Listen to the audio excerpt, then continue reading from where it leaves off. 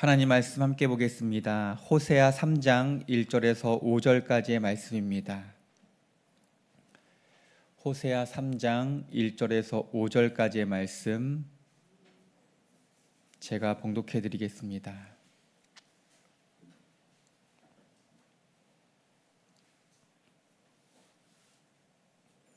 여호와께서 내게 이르시되 이스라엘 자손이 다른 신을 섬기고 건포도 과자를 즐길지라도 여호와가 그들을 사랑하나니 너는 또 가서 타인의 사랑을 받아 음녀가 된 그 여자를 사랑하라 하시기로 내가 은 15개와 보리 한 호멜 반으로 나를 위하여 그를 사고 그에게 이르기를 너는 많은 날 동안 나와 함께 지내고 음행하지 말며 다른 남자를 따르지 말라 나도 내게 그리하리라 하였노라.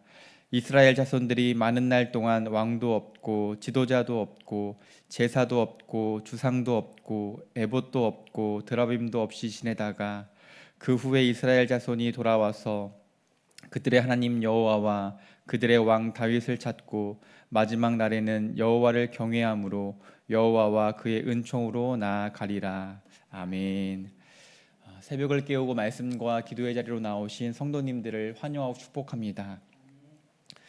저는 이제 28개월 된 아들 하나를 키우고 있습니다. 아이를 키우면서 참 신경 쓸 것이 많지만 그 중에 하나는 역시 먹을 것입니다.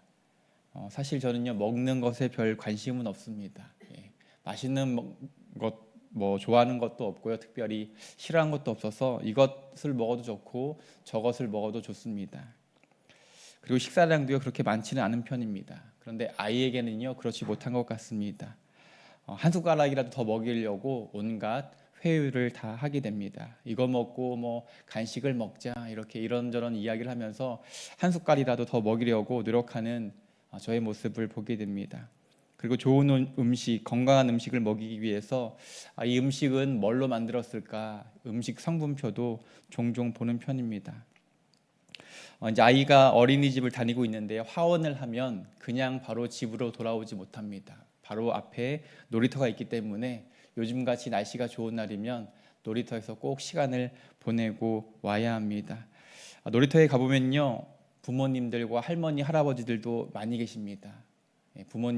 집으로 바로 가지 못하고 아이들에게 붙들려 계시는 그런 모습을 보게 됩니다. 아이들이 그네도 타고요, 시소도 타고 미끄럼틀도 타고 뛰어다니면서 재미있는 시간을 많이 보냅니다. 그러다가 보면 어김없이 간식을 먹는 시간이 있습니다. 뭐 아이들이 먹는 간식이 거기서 거기죠. 과일을 먹는 아이들도 있고 빵이나 뭐 과자, 음료수 같은 것들입니다. 그런데 유심히 보면요, 개월수에 따라서 먹는 간식이 정해져 있습니다. 뭐 꼭 개월수에 따라서 정해지는 것은 아닌데 첫째냐 아니면 이미 위에 형제가 있느냐에 따라서 달라지기도 합니다. 아무래도 첫째보다는 둘째나 셋째들이 먹을 수 있는 음식이 더 많아지고 범위가 큰 것 같습니다. 어느 날 아이와 놀아주고 있는데요, 친구가 간식을 준다고 쫄래쫄래 아이에게 왔습니다. 다름 아닌 초코송이 과자였습니다. 아직 근데 아이에게 제가 초콜릿이나 뭐 캐러멜이나 젤리 이런 것들을 시도하지 않고 있습니다. 왜냐하면 뭐 건강한 간식도 아니고 또 이런 달콤한 간식들을 먹으면 집에 가서 밥을 잘 먹지 않기 때문에 뭐 언젠가는 먹겠지만 할 수 있으면 그 시기를 좀 늦추려고 하는 편입니다. 그래서 하진이 친구에게 이렇게 얘기했죠. 미안해, 아직 하진이가 이거 못 먹어 이렇게 얘기했더니 아이를 데려오신 할머니께서 저에게 이러시더라고요. 얘 첫째예요? 둘째, 셋째부터는요 그런 거 없어요 이러시더라고요. 둘째, 셋째부터는 빠르게 음식을 시작한다는 것이죠. 저도 첫째니까 이렇지 둘째가 생기고 셋째가 생기면 아무래도 빨리 간식을 시작할 수 있을 것 같습니다. 또 제가 퇴근하면서 상문고 앞에서 편의점에서 식사를 하는 학생들을 보게 되는데요. 굉장히 자극적인 음식을 많이 먹습니다. 그리고 탄산음료도 막 벌컥벌컥 마시는 모습을 보면 나중에 우리 아이도 저럴 텐데 지금부터 이런 게 뭐 무슨 소용이 있나 이렇게 생각이 들면서도 아니다, 식습관이 중요한데 하는 데까지는 한번 건강하게 키워보자 이런 생각을 하게 됩니다. 오늘 1절 말씀 보면요 음식이 하나 나옵니다. 1절 말씀을 제가 다시 한번 읽어보겠습니다. 여호와께서 내게 이르시되 이스라엘 자손이 다른 신을 섬기고 건포도 과자를 즐길지라도 여호와가 그들을 사랑하나니 너는 또 가서 타인의 사랑을 받아 음녀가 된 그 여자를 사랑하라 하시기로. 1절에 보면 건포도 과자가 나옵니다. 그럼 이때는 과자를 집에서 직접 만들어 먹었지 않겠습니까? 건포도 과자라고 하니까요, 굉장히 건강해 보이고 유기농일 것 같다, 이런 생각을 해봅니다. 그러나 이 영적으로 보면 이 건포도 과자가 굉장히 자극적인 음식입니다. 왜냐하면 이스라엘 자손이 다른 신을 섬기고 건포도 과자를 즐긴다, 이렇게 말씀하고 있는데, 이 건포도 과자 자체가 부정적인 것이 아니라 이스라엘 자손들이 그것을 이방 신들에게 희생 제사로 드리고 먹었다는 것이기 때문입니다. 하나님께 감사의 제사를 드리고 음식을 먹는 것은요, 하나님께서 이 음식을 주셨다는 그런 감사의 고백, 믿음의 고백을 하는 것입니다. 그리고 함께 음식을 나누며 교제하는 것이죠. 그런데 이 건포도 과자에 담긴 의미는 무엇인가? 하나님이 아닌 우상으로부터 이 음식을 공급받았다는 고백을 드러내는 행위입니다. 믿음의 대상이 하나님이 아닌 우상에게로 향했다는 것이죠. 이러한 이유로 하나님께서 그 행위를 지적하시는 겁니다. 그런데 1절 하반절에 보면 이해할 수 없는 하나님의 반응이 기록되어 있습니다. 그럼에도 불구하고 내가 그들을 사랑한다는 것입니다. 이방인들을 섬기고 건포도 과자를 즐기지만 그럼에도 불구하고 내가 그들을 사랑한다. 그리고 너도 타인의 사랑을 받아 음녀가 된 고매를 사랑해 주었으면 좋겠다, 이렇게 말씀합니다. 대한변호사협회에서 결혼한 부부의 이혼 사유를 조사했는데요, 외도와 불륜이 2위를 차지했다고 합니다. 그럼 여러분, 1위는 무엇일까요? 무엇 때문에 이혼을 할까요? 1위는 다름 아닌 성격 차이입니다. 여러분, 정말 같이 살지 못할 정도의 성격 차이일까요? 수십 년을 다른 환경에서 자라온 사람, 남녀가 만나서 결혼했습니다. 그런데 성격이 어떻게 같을 수 있겠습니까? 성격 차이가 어떻게 없을 수 있겠습니까? 이 성격 차이라고 말하는 것에는요, 많은 것들이 포함되어 있습니다. 사람이 한번 미워지면요, 뭘 해도 밉게 보이게 됩니다. 여러분에게도 그런 분이 계신가요? 혹시 그분이 집에 계신가요? 사실 성격 차이는요, 여러 가지 복합적인 것들을 에둘러서 표현하는 것입니다. 그리고 실질적으로 부부 사이 용인할 수 없는 것은요, 외도라고 하는 것이죠. 여러분, 부부관계에 있어서 가장 중요한 것이 무엇입니까? 바로 믿음입니다. 그런데 관계의 근간이라고 할 수 있는 그 신의를 저버린다고 하는 것이 얼마나 중대한 일입니까? 그런데 하나님은 그런 고매를 다시 찾아가서 사랑해 주라고 말씀합니다. 하나님은 호세아에게 왜 이처럼 순종하기 어려운 명령을 하셨는가? 그것은 하나님 당신이 백성인 우리를 그와 같이 사랑하시기 때문입니다. 하나님은 이스라엘 백성이 다른 신들에게 마음을 빼앗겨서 우상에게 바쳤던 건포도 과자를 즐김에도 불구하고 여전히 그들을 사랑한다고 말씀하십니다. 하나님이 당신의 백성인 우리를 사랑하시는 것은 우리의 상황과 형편에 상관없는 무조건적인 하나님의 사랑입니다. 소유의 가치가 극대화되는 오늘날 사람들은 사랑의 대상을 외적인 조건에 따라서 선택을 합니다. 배우자를 선택하고 또한 친구를 사귈 때에도 성격이라든가 외모, 학벌, 경제력에 신경을 씁니다. 사랑의 기술이라는 책을 쓴 정신분석가 에리히 프롬은요, 그런 현대인의 사랑을 진열된 상품에 비유합니다. 그러니까 진열된 상품 중에 나의 입맛에 맞는 것을 고르는 것처럼 어떤 사람들을 만나고 교제를 할 때에도 그 사람들의 눈에 보이는 그런 조건들을 따져서 관계를 시작한다는 것이죠. 요즘 결혼정보 회사가요, 이런 시스템입니다. 내가 가지고 있는 그런 자격들, 자신의 조건들을 다 등록합니다. 그리고 그 조건에 맞는 사람, 조건에 맞는 이성을 선택하겠다, 이런 마음이죠. 조금도 손해보지 않고 내 커리어가 이 정도 되니까 나는 응당 이러한 사람을 만나겠다 생각하는 것입니다. 그런데 오늘 본문에 등장하는 하나님의 사랑을 보면 어떤가요? 수뇌보도 이러한 수뇌보가 없습니다. 우상 숭배로 당신을 배반한 이들에게 한결같은 인애와 긍휼을 보여주십니다. 이러한 이해할 수 없는, 포기를 모르는 하나님의 사랑으로 저와 여러분을 구원하신 줄로 믿습니다.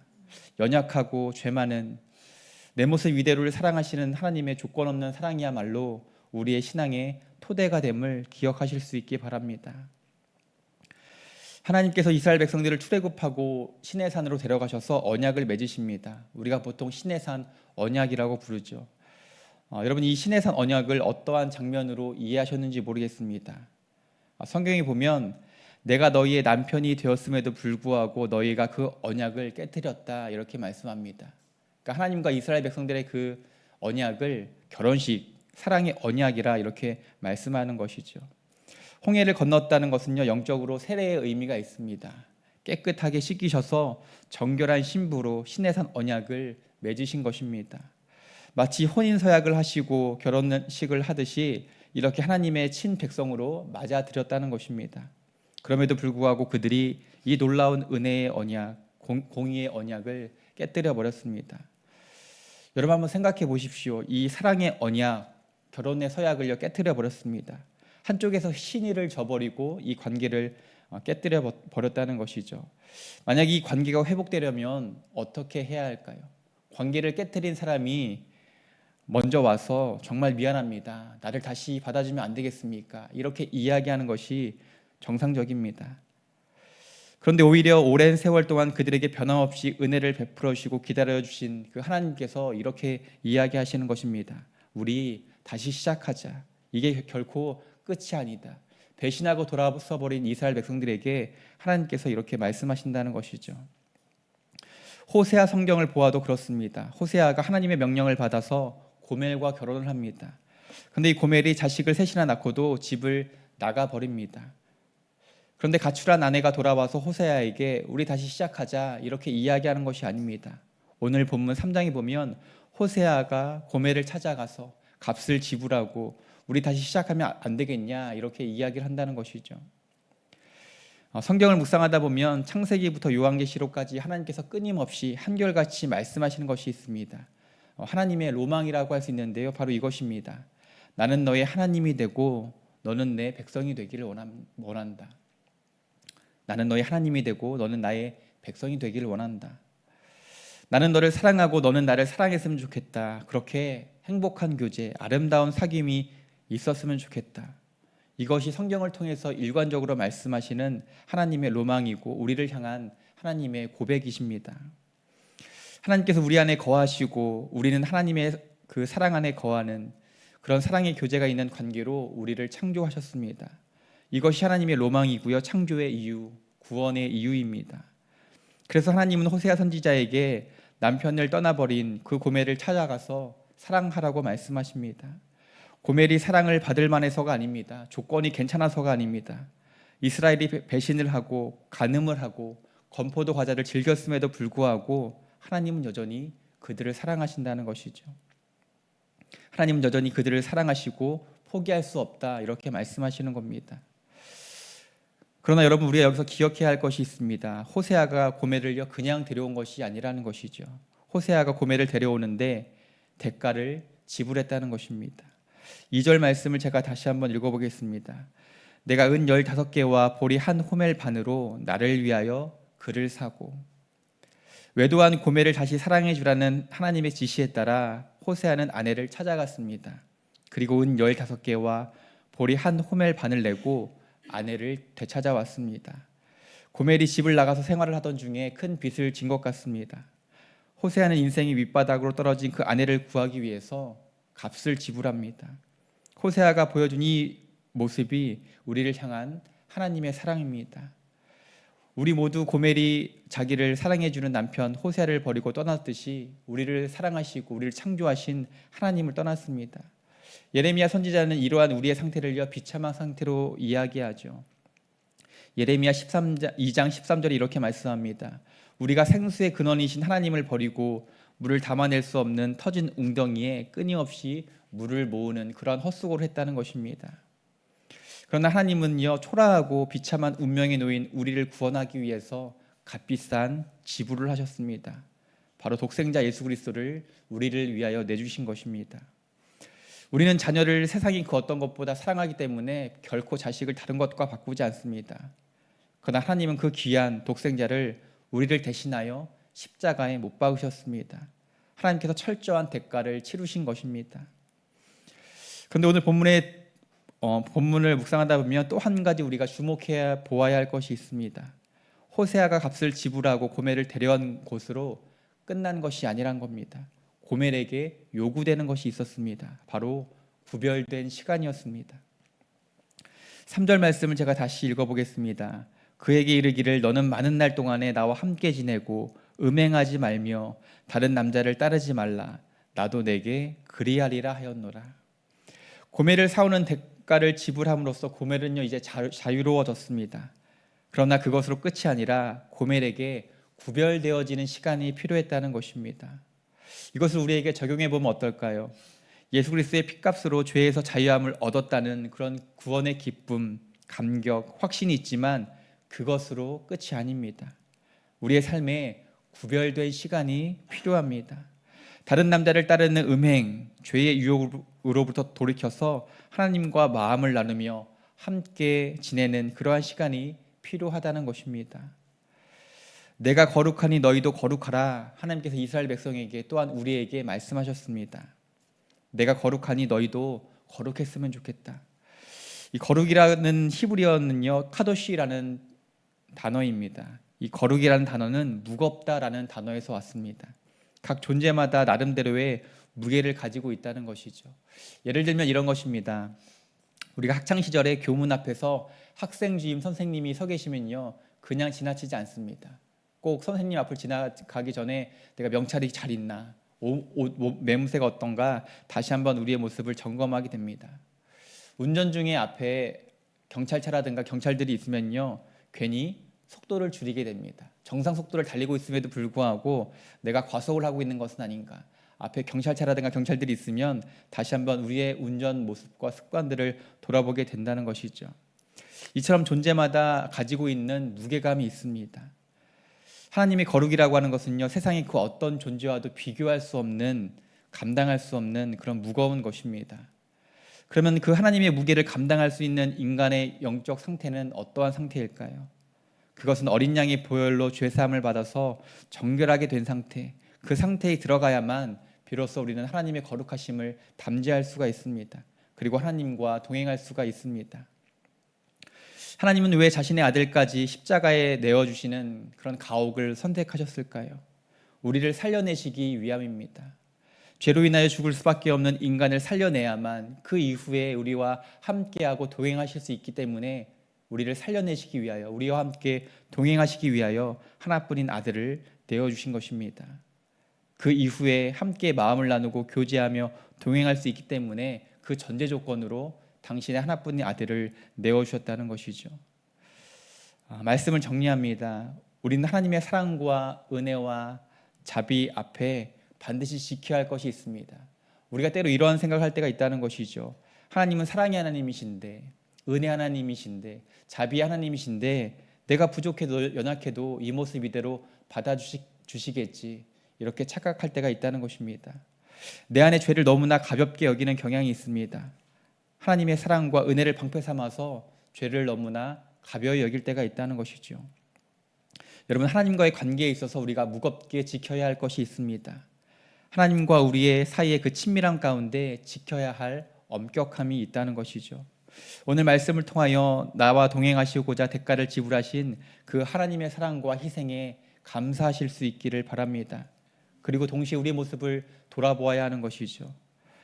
그 하나님의 사랑 앞에 과연 나의 모습은 어떠한가? 말씀 앞에 나의 모습을 돌아보고 점검함으로 거룩과 경건의 삶을 살아가는 저와 여러분 되시길 주님의 이름으로 축복합니다. 하나님의 자녀로 우리의 신분이 바뀌었습니다. 하나님의 자녀로 우리의 신분이 바뀌었다면 하나님의 자녀라는 그 이름에, 그 신분에 걸맞는 합당한 삶을 살아가야 할 줄로 믿습니다. 하나님의 크고 놀라우신 그 사랑을 알아가는데 더욱더 열심을 내시기 바랍니다. 그리하여 하나님을 향한 우리의 마음이 더욱더 깊어지고 하나님의 자녀로 빚어져가는 아름다운 인생 되기를 주님의 이름으로 간절히 축복합니다. 오늘 말씀을 기억하며 함께 기도하도록 하겠습니다. 사랑하는 주님, 오늘도 새날을 허락하여 주시고 말씀을 통하여 하나님의 마음을 깨닫게 하시니 참으로 감사합니다. 호세아 말씀을 통하여 세상의 건포도 과자를 즐기는 못난 우리를 품어주시는 하나님의 사랑을 발견합니다. 우리를 구원하시기 위하여 대가를 지불하시고 세상 끝날까지 함께 하신다는 신실하신 하나님을 묵상하게 됩니다. 예수 그리스도의 피값으로 우리의 죄를 대속하시고 하나님의 자녀 삼아 주심으로 우리에게 그 사랑을 보여주신 하나님의 사랑에 다시 한번 감사의 고백을 올려드립니다. 죄의 유혹을 끊어낼 수 있는 힘과 용기를 우리에게 더하여 주셔서 하나님과 온전한 동행을 이루어가게 하여 주옵소서. 경건의 삶을 살아가게 결단하게 하시고 하나님의 자녀로 아름답게 빚어져가는 성도들 되게 하여 주옵소서. 이 시간 교회를 위하여 기도합니다. 수표교 교회를 축복하여 주셔서 마지막 때에 하나님의 마음을 시원케 하며 선교적 사명을 감당하는 교회가 되게 하여 주옵소서. 하나님 앞에 늘 겸손하게 하시고 하나님 나라를 위하여 귀하게 쓰임받는 우리 교회 되게 하여 주옵소서. 연로하신 성도님들과 환우분들을 위하여 기도합니다. 육신의 질병 또한 마음의 질병으로 고통받는 이들을 기억하여 주시기 원합니다. 그들을 찾아가셔서 위로하여 주시고 치료의 광선으로 회복시켜 주셔서 흔들리지 않는 굳건한 믿음으로 붙들어 주옵소서. 수험생들을 위하여 기도합니다. 수능이 40여일 앞으로 다가왔습니다. 우리 수험생들에게 평안한 마음으로 최고의 컨디션으로 잘 준비하게 하시고 학업을 통하여서 하나님께 영광 올려드리게 하여 주옵소서. 이 수험생 기간을 통하여서 하나님께서 나와 함께 하셨다는 그 하나님의 인도하심을 고백하는 귀한 시간 되게 하여 주옵소서. 이 시간 귀한 예물 하나님께 올려드립니다. 이 예물에 성도들의 땀과 눈물과 감사의 고백이 담겨 있습니다. 이 가정의 간절한 간구에 응답하여 주시고 하나님의 인도하심과 돌보심을 고백하는 복된 가정 되게 하여 주옵소서. 오늘은 금요기도회가 있는 날입니다. 은혜의 자리로 우리 성도님들의 걸음을 인도하여 주셔서 함께 찬양하며 예배하며 하나님의 치유와 회복을 경험하는 시간 되게 하여 주옵소서. 이 시간 우리의 간절한 기도의 제목을 올려드립니다. 기도할 때에 하나님의 마음을 깨닫게 하시고 하나님의 역사와 일하심을 경험하게 하여 주옵소서. 특별히 기도가 필요한 이웃들을 위하여 기도하게 하시고 불신자들의 영혼 구원을 위하여 함께 기도하며 중보하는 우리 모두 되게 하여 주옵소서. 오늘 하루도 평안과 기쁨으로 인도하실 주님을 기대하오며 예수 그리스도의 이름으로 기도 올려드립니다. 아멘. 하늘에 계신 우리 아버지여, 이름이 거룩히 여김을 받으시오며 나라가 임하시오며 뜻이 하늘에서 이루어진 것 같이 땅에서도 이루어지이다. 오늘 우리에게 일용할 양식을 주시옵고 우리가 우리에게 죄 지은 자를 사하여 준 것 같이 우리 죄를 사하여 주시옵고 우리를 시험에 들게 하지 마시옵고 다만 악에서 구하시옵소서. 나라와 권세와 영광이 아버지께 영원히 있사옵나이다. 아멘.